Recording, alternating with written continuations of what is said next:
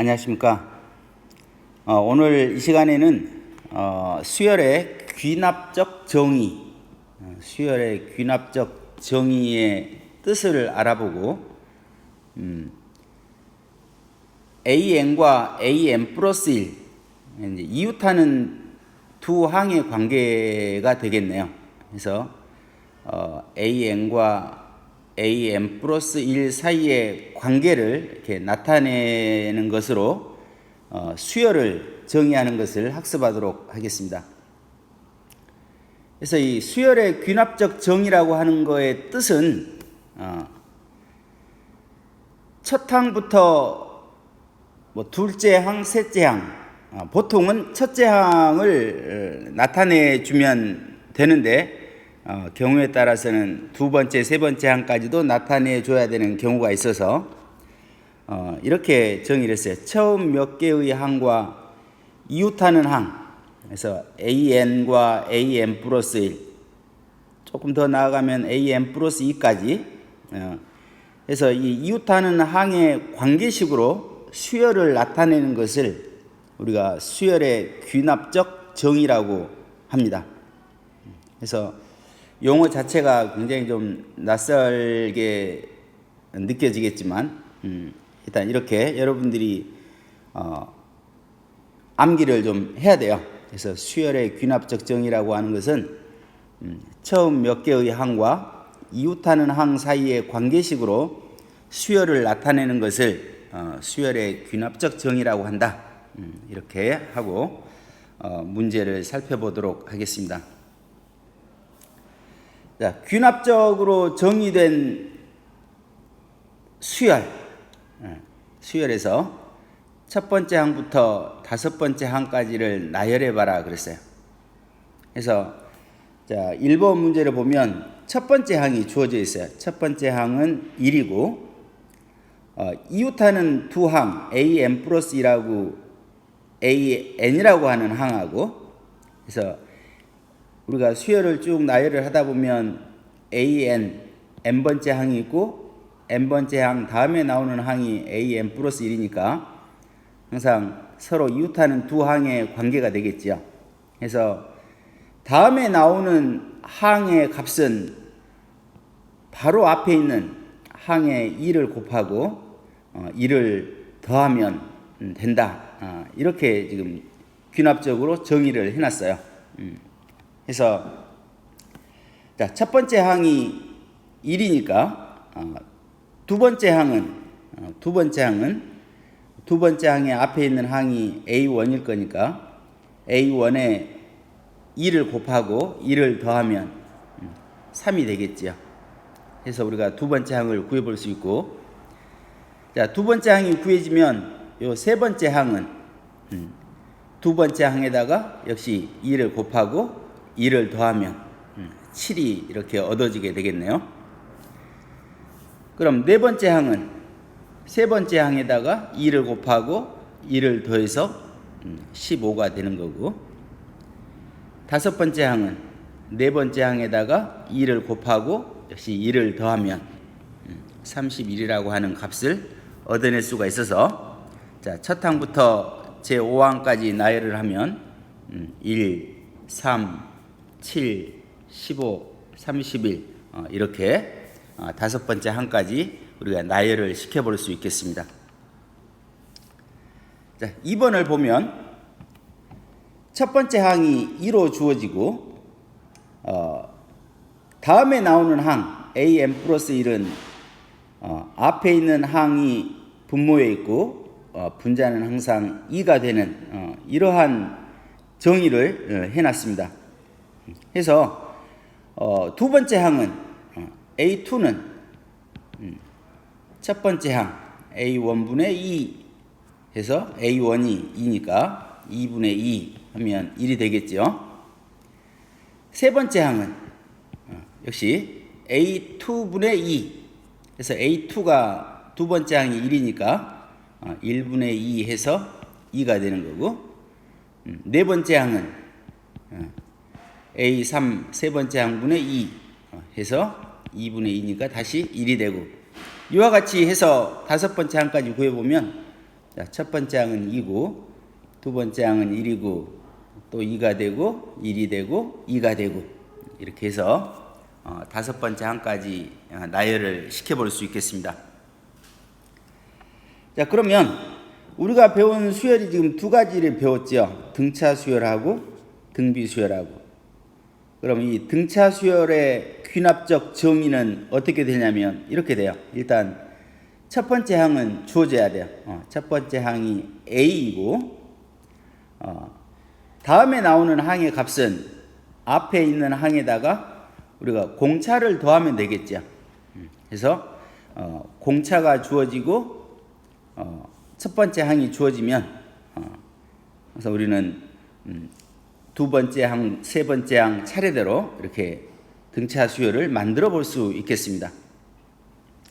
자, 요 식을 잠깐 변형하면 이렇게도 귀납적 정의를 해요. 등차 수열을 an 플러스 1에서 마이너스 an 하면 항상 일정한 값 공차 d가 나오는 거다. 이렇게 정의를 하기도 해요. 해서 등차 수열의 수학적 귀납적 정의는 an 플러스 1은 an 플러스 d 그리고 첫 번째 항 주어지고 이렇게 하면 우리가 이 귀납적 정의를 보고 등차 수열을 만들어낼 수 있어요. 다음 등비 수열의 귀납적 정의는 등비 수열은 첫 번째 항에 차례대로 공비를 곱하면서 만들어 나가지요. 그래서 역시 첫 번째 항을 A로 주고 공비 R이 주어지면 다음에 나오는 항은 앞에 있는 항에다가 공비를 곱하면서 만들어 나간다. 이렇게 귀납적 정의를 해볼 수 있겠습니다.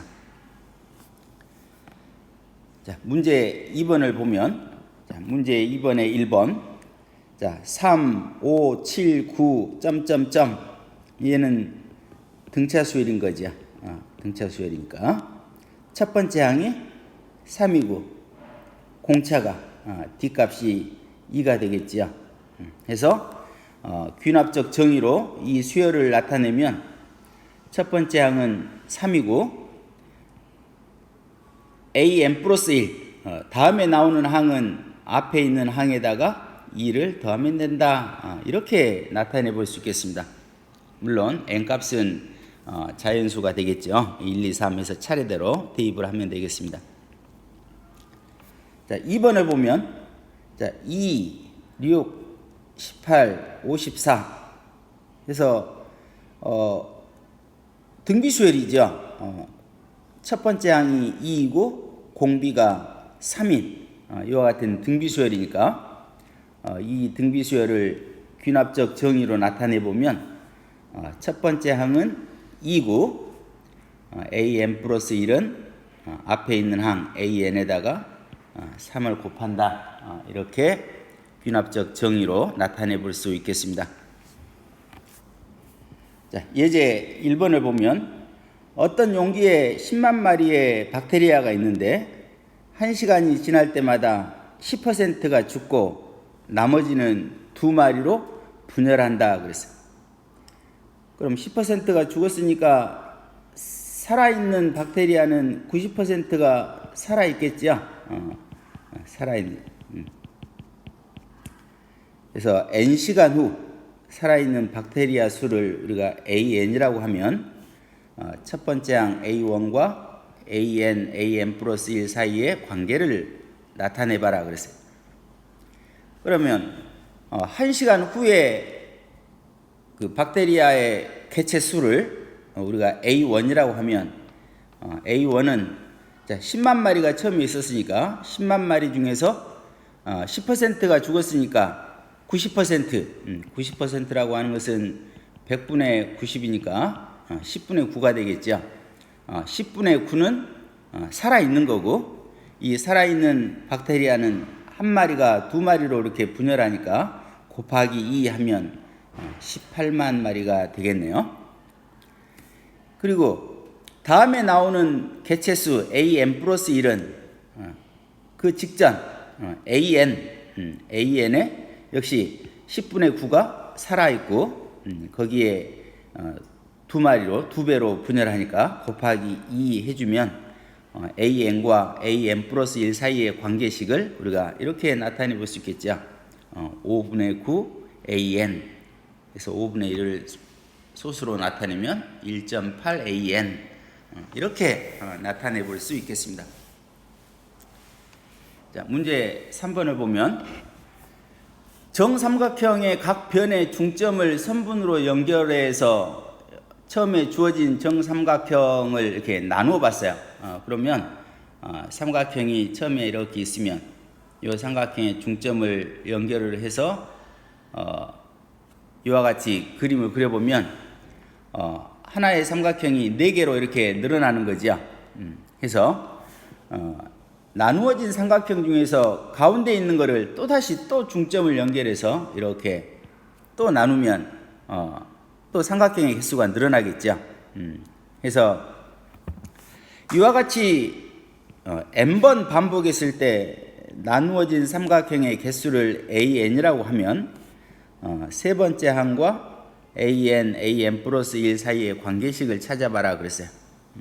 그러면 한 번 시행을 하면 일단 삼각형의 개수는 4개가 되지요.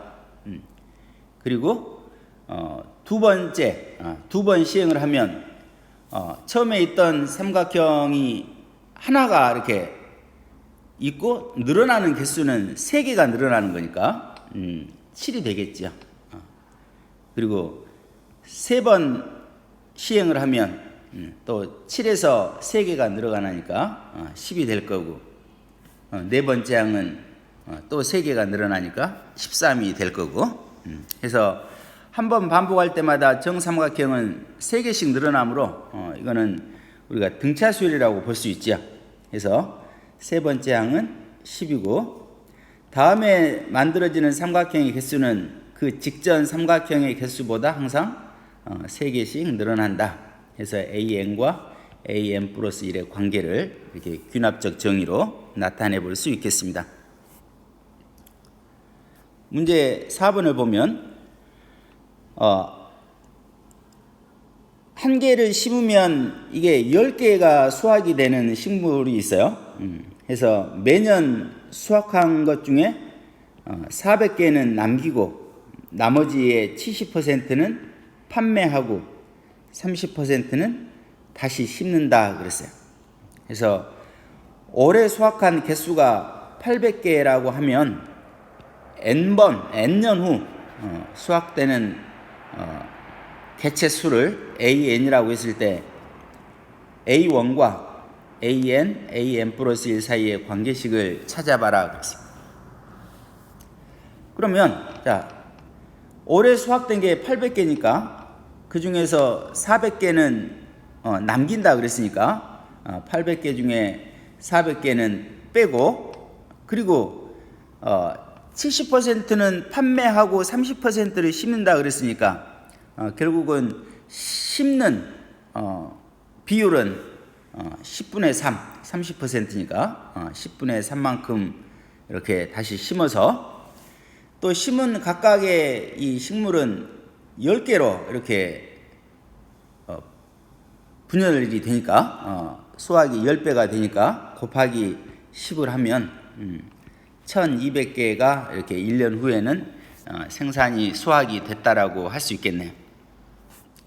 그러면 AN 플러스 1, 항상 그 다음 해에 수확된 그 식물의 개수는 직전 수확한 개수에서 일단 400개는 항상 남긴다 그랬으니까 400개 빼고 그 중에 10분의 3을 심어서 각각이 10배로 늘어나니까 곱하기 10 하면 3AN-1200 이와 같은 식을 얻어낼 수 있어서 답은 이렇게 되겠죠. 첫 번째 항은 1200, 1년 후에는 1200개가 수확이 되고 그 다음에 수확되는 개수는 직전 수확된 개수에 곱하기 3 하고 마이너스 1200 이렇게 하면 귀납적 정의로 수열을 나타내 볼 수 있겠습니다. 수확 영양 기르기 1층에는 1개가 있고 2층에는 1 플러스 3 해서 4개가 있고 3층에는 136 해서 10개가 이렇게 놓여 있어요. 해서 n개의 층으로 이렇게 쌓는데 필요한 개수를 우리가 AN이라고 했을 때 A1 첫 번째 항과 AN 플러스 1 사이의 관계식을 찾아봐라 그랬어요. 그러면 A1은 1층에 놓여 있는 거니까 A1은 1이 되겠죠. 한 개가 놓여 있으니까. 그러면 2층에 놓여 있는 것은 1층에 놓여 있는 거 하나에다가 1 플러스 2 해서 4개가 되고 그래서 A2는 이렇게 나타내 볼 수 있죠. A1 플러스 1 플러스 2 이렇게 3층에 놓여 있는 전체 개수는 1 플러스 2 이게 1층, 2층 그리고 3층에 놓여지는 것은 3층을 쌓는데 필요한 개수가 늘어난 것은 1 플러스 2 플러스 3 우리가 그림을 교과서를 보면서 이렇게 보면 이해가 갈 거예요. 그래서 A3은 여기까지가 지금 A2니까 A2에다가 1, 2, 3 더해주면 될 것 같죠. 그래서 이와 같이 우리가 해보면 n 플러스 1층 n 플러스 1층에 놓여있는 개수를 우리가 an 플러스 1이라고 하면 요 n 플러스 1층을 쌓는 데에는 an 여기에다가 1부터 n 플러스 1까지 더하면 되겠죠. 그래서 요 1부터 n 플러스 1까지의 합 우리가 저 앞에서 자연수의 합 구하는 공식을 우리가 배웠죠. 2분의 항의 개수가 n 플러스 1이니까 여기에 1 더하면 n 플러스 2가 되겠네요. 그래서 답을 이렇게 찾아볼 수 있겠죠. A1은 1이고 an 플러스 1은 앞에 있는 항에다가 2분의 n 플러스 1, n 플러스 2 곱한 거 이렇게 귀납적 정의로 수열을 나타내 볼 수 있겠습니다. 자, 오늘 이 시간에는 수열의 귀납적 정의에 대해서 우리가 살펴보았습니다. 그래서 그 뜻이 매우 이렇게 생소하고 그러겠지만 여러분들이 자꾸 보다 보면 많이 익숙해질 거예요. 항상 이게 오프라인 강의실에 이 수업 자료가 올려져 있으니까 수시로 보면서 학습하기 바랍니다. 자, 이상 수업 마치겠습니다. 수고하셨습니다.